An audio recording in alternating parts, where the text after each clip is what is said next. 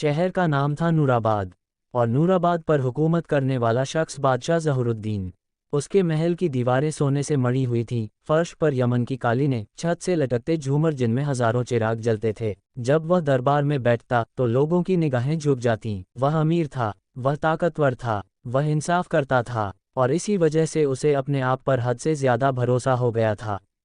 अगर अल्लाह ने मुझे ये सब दिया है तो यकीनन मैं उससे ज़्यादा अजीज़ हूँ। ये जुमला एक दिन उसके दिल में आया, और यहीं से उसकी गिरावट शुरू हुई। वो सवाल जिसने नींद छीन ली। एक रात बादशाह अपने आलीशान बिस्तर पर लेटा था। महल में खामोशी थी, मगर उसके सीने में शोर। उसे ख्वाब आया, वो एक खुले मैदान में खड़ा है। उसके सिर पर ताज नहीं, उसके बदन पर शाही लिबास नहीं, और उसके सामने एक आवाज़ गूंजती है, ज़हूरुद्दीन जो तुझे दिया गया वो अमानत थी, तूने उसे फ़खरा बना लिया। वो पसीने में डूबकर उठ बैठा।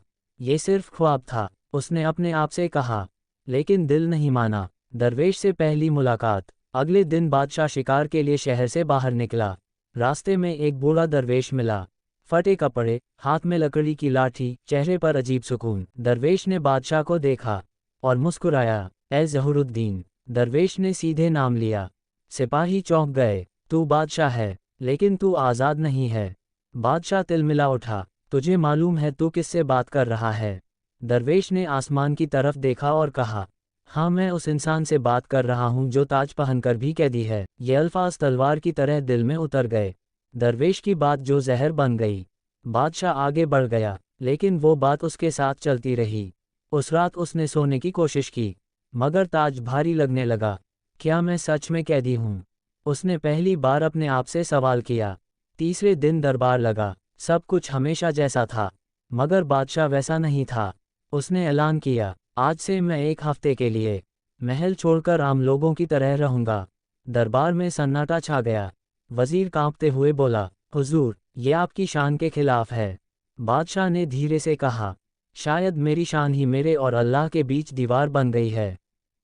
जब बादशाह ने भूख का मतलब समझा, महल से बाहर बिना पहचान, सूरज अभी पूरी तरह निकला भी नहीं था कि बादशाह ज़हूरुद्दीन ने शाही लिबास उतार दिया। रेशमी कपड़ों की जगह मोटा सा सूती कुर्ता, पैरों में नंगी चप्पल, और सिर से ताज हमेशा के लिए नहीं मगर अभी के लिए उतार दिया गया। आईने में उसने खुद को देखा। वो चेहरा वही था, लेकिन पहचान बदल चुकी थी। आज अगर लोग मुझे न जाने तो क्या मैं खुद को पहचान पाऊंगा? ये सोच उसके साथ महल के दरवाजे से बाहर निकली। शहर की गली जहां हकीकत रहती है। नूराबाद की तंग गलियां, जहां न सोने की चमक थी न इत्र की खुशबू। यहाँ पसीने, धूल और भूख की महक थी। एक औरत चूल्हे के पास बैठी रो रही थी। उसका बच्चा भूख से बिलख रहा था। बादशाह रुक गया। बहन, क्या हुआ? औरत ने उसकी तरफ देखा। एक आम आदमी समझकर, 3 दिन से चूल्हा नहीं जला। शहर का बादशाह महल में बैठा है, और मेरे बच्चे भूखे हैं। ये सुनकर ज़हूरुद्दीन का सिर झुक गया। अगर उसे मालूम होता कि बादशाह सामने खड़ा है, लेकिन उसे नहीं बताया। पहली बार भूख। दोपहर होते होते बादशाह की हालत बदलने लगी। महल में तो खाना वक्त से पहले हाजिर हो जाता था, यहाँ कोई पूछने वाला नहीं।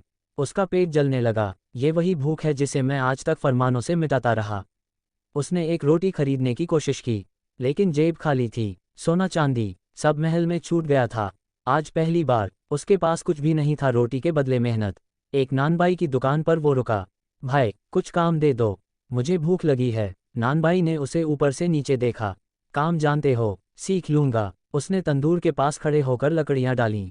धुआं आंखों में चुभने लगा, हाथ जल गए। एक सूखी रोटी मिली। ज़हूरुद्दीन ने उसे दोनों हाथों से पकड़ा। ए अल्लाह, आज समझ आया कि रोटी का हर निवाला कीमत मांगता है। पहली रात खुले आसमान के नीचे। शाम ढली। महल की जगह अब एक टूटी मस्जिद की सीढ़ियां थीं। वहीं वो लेट गया। ठंडी जमीन, बिना बिस्तर, बिना पहरेदार। आसमान की तरफ देखा। मैं तुझे हमेशा ऊपर से देखता था, आज पहली बार नीचे से देख रहा हूँ। उसकी आंखें नम हो गईं। फिर वही दरवेश। फज्र से पहले कोई उसके पास आकर बैठा। वही बूढ़ा दरवेश। अब कैसा है बादशाह? ज़हूरुद्दीन रो पड़ा। मैं बादशाह नहीं हूँ, मैं तो बस भूखा इंसान हूँ। दरवेश मुस्कुराया। अब तू सही जगह खड़ा है। सवाल जो रूह को चीर दे। दरवेश ने पूछा, अगर तुझे तेरा ताज वापस मिल जाए तो क्या तू फिर वही बन जाएगा? ज़हूरुद्दीन ने सिर हिलाया। नहीं, अब ताज मुझे डराता है। 1 हफ्ता और एक नया इंसान। 7 दिन, 7 रातें, कभी मजदूरी, कभी भूखा सोना, कभी मस्जिद में सफाई। हर दिन एक परत टूटती गई। अहम, घमंड, तकब्बुर, आखिरी दिन का इम्तिहान। 7वें दिन एक बच्चा उसके पास आया। चाचा, मेरे अब्बू बीमार हैं, दवा के पैसे नहीं हैं। ज़हूरुद्दीन के पास सिर्फ एक रोटी थी, उसने बच्चे को दे दी और खुद खाली हाथ रह गया। उसी पल उसके दिल में सुकून उतरा। ये सुकून मैंने महल में कभी नहीं पाया। जब ताज वापस आया और दिल ने इनकार कर दिया। पहचान का खुल जाना। 7वें दिन की रात नूराबाद की उसी टूटी मस्जिद के बाहर अचानक हलचल हुई। घोड़ों की टापें, लोहे की जिरहों की आवाज़ और मशालों की रोशनी। ज़हूरुद्दीन उठकर बैठ गया। उसने समझ लिया, महल उसे ढूंढ चुका है। वजीर आगे बढ़ा, आंखों में आंसू, आवाज़ कांपती हुई। हुजूर, पूरा शहर परेशान है, आपके बिना हुकूमत अधूरी है। सिपाहियों ने झुककर सलाम किया। उसी पल लोग समझ गए, ये फ़कीर बादशाह था। लोगों की नज़रें, भीड़ इकट्ठा हो गई। वही औरत जिसका बच्चा भूखा था, वही नानबाई, वही मस्जिद का मुतवल्ली, सब हैरान। एक बूढ़ी औरत बोली, अगर ये बादशाह है तो अल्लाह ने आज इंसाफ कर दिया। ज़हूरुद्दीन की आंखें झुक गईं। ताज फिर सामने। वजीर ने मखमली तकिया आगे बढ़ाया। उस पर रखा था सोने का ताज, वही ताज जिसके नीचे कभी सैकड़ों लोग कांपते थे। ज़हूरुद्दीन ने ताज को देखा। उसका वजन अब सिर्फ सोने का नहीं था, उसमें हजारों भूखे पेट, हजारों अनसुने आहें, हजारों जवाब शामिल थे। वो लम्हा जो इतिहास बन गया। ज़हूरुद्दीन ने धीरे से कहा, ये ताज मैं पहले जैसा पहन नहीं सकता। वजीर घबरा गया, हुजूर, मुल्क बिखर जाएगा। ज़हूरुद्दीन ने जवाब दिया, अगर मेरा ताज लोगों की भूख नहीं मिटा सकता तो वो सिर्फ धातु है। भीड़ सन। दरवेश की आखिरी नसीहत। दरवेश आगे आया, अब फैसला तेरा है, या तो तू ताज पहनकर पुराना बादशाह बने या फिर बिना ताज नया इंसान। ज़हूरुद्दीन ने आसमान की तरफ देखा। ए अल्लाह, मुझे वही बना जिससे तू राजी हो। ताज का इनकार। उसने ताज को तकिए पर ही छोड़ दिया और कहा, मैं बादशाह नहीं रहूंगा। शहर कांप उठा, मैं इस मुल्क का खादिम बनूंगा। नया निज़ाम। ज़हूरुद्दीन महल लौटा, लेकिन बादशाह बनकर नहीं। महल के दरवाजे सबके लिए खोल दिए गए, खजाने गरीबों के लिए, दरबार हटा दिया गया। अब हर फैसला मस्जिद के सहन में होता। बादशाह जो फ़कीर बन गया। ज़हूरुद्दीन अब सादा कपड़े पहनता, खुद अनाज बांटता, खुद बीमारों के पास जाता।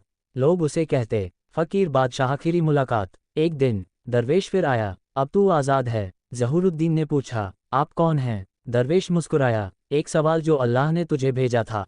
और वो गायब हो गया। वक्त का फैसला। सालों बाद जब ज़हूरुद्दीन का इंतकाल हुआ, कब्र पर कोई ताज नहीं रखा गया, बस लिखा गया, यहाँ वो इंसान सो रहा है जिसने ताज छोड़कर रब को चुन लिया। ताज के बाद जो मिला वो हमेशा के लिए था। वक्त के साथ बदलता शहर। नूराबाद अब पहले जैसा नहीं रहा। महल की ऊंची दीवारें गिरा दी गईं। जहां कभी सिर्फ खास लोग जा सकते थे, अब वहां हर भूखा, हर मजबूर आ सकता था। लोग कहते, यहाँ अब हुकूमत नहीं होती, यहाँ मदद होती है। ज़हूरुद्दीन ने कभी खुद को बादशाह नहीं कहा, लेकिन लोग उसे अल्लाह का बंदा कहने लगे। रात की इबादत। हर रात वो उसी टूटी मस्जिद में जाता जहां उसने पहली रात भूखा काटी थी। वहीं सजदा करता। उसकी दुआओं में मुल्क की सलामती नहीं, बल्कि ये लफ्ज़ होते, ए अल्लाह, मुझे मेरे हाल पर छोड़ मत देना। जब अतीत वापस लौटा, एक दिन पड़ोसी मुल्क का शहजादा आया, सोने चांदी से लदा हुआ। अगर आप चाहें, मैं आपको फिर से ताज पहना सकता हूँ। ज़हूरुद्दीन मुस्कुराया और जवाब दिया, मैं जिस ताज को उतार चुका हूँ वो अब मुझे तंग करता है। बीमारी आखिरी इम्तिहान। वक्त आया जब ज़हूरुद्दीन बिस्तर पर आ गया, कमज़ोर जिस्म मगर मजबूत रूह। वज़ीर रोते हुए बोला, आपने सब कुछ छोड़ दिया, आपको क्या मिला? ज़हूरुद्दीन ने आंखें खोलीं, वो मिला जो ताज नहीं दे सका, सुकून। आखिरी नसीहत। उसने शहर के बच्चों को बुलाया और कहा, अगर कभी अमीर बनो तो घमंड मत करना, और अगर गरीब बनो तो अल्लाह से शिकवा मत करना। वो सुबह एक फज्र की अजान के साथ उसकी सांसें थम गईं। न कोई ढोल, न शाही ऐलान, बस सारे शहर की आंखें नम। कब्र बिना ताज। उसे उसी मस्जिद के पास दफन किया गया। कब्र पर कोई नाम नहीं लिखा गया, सिर्फ ये, यहाँ वो इंसान है जिसने खुद को खोकर अपने रब को पा लिया। सालों बाद एक बच्चा कब्र के पास खड़ा होकर पूछता है, अम्मी, ये कौन थे? माँ कहती है, ये वो थे जो बादशाह होकर भी अल्लाह के बंदे बन गए। आखिरी पैगाम। ताज उतर जाता है, महल मिट जाते हैं, नाम खो जाते हैं, लेकिन जो इंसान रब के सामने झुक जाता है वो कभी नहीं मिटता। दुआ के साथ खत्म है, अल्लाह हमें भी वो दिल दे जो ताज से ज़्यादा तुझे अजीज़ रखे। आमीन।